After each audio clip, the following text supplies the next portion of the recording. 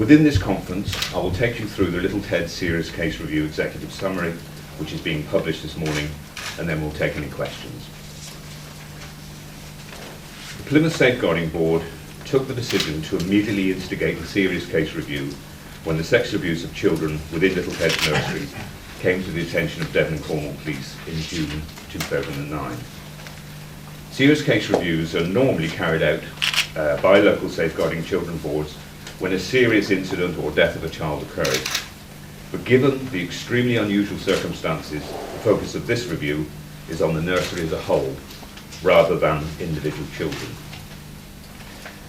The review is independent of all the agencies involved and sets out to get an understanding of exactly what happened, why it happened, and how such an event might be prevented in the future. The review aimed to identify what lessons could be learned from the case and how they can be acted on to improve the safeguarding of young children. You will see that the report has been made anonymous. This is in line with guidance on serious case reviews, but we will today refer to Vanessa George and Little Ted's by name, as they are so widely in the public domain and the criminal proceedings have been completed. The report we are publishing today was sent to Ofsted, as is required for all serious case reviews, in March. And while there has been delay in its return, we have published this executive summary as quickly as possible, within 2 weeks of it being sent back to us. I'd like to start by paying tribute to the parents and families of the children affected by the abuse at Little Ted's. They have dealt with very difficult and harrowing circumstances with great dignity. I will go through some of the key elements of the report, the recommended actions, and how we have responded to the findings. I would like to make a number of key points from the report. The report is clear that there was no indication that any professional could have reasonably predicted that Vanessa George would abuse. Responsibility for this abuse rests with Vanessa George.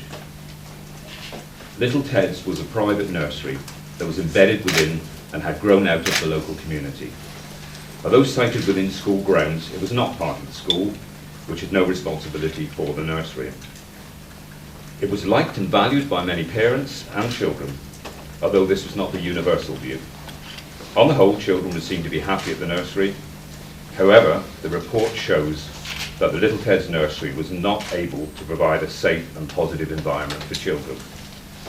The nursery became an environment within which Vanessa George could abuse.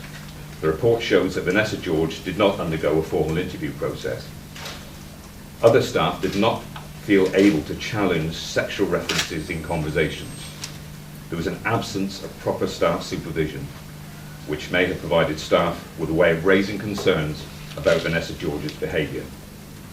There was a lack of staff training at Little Ted's.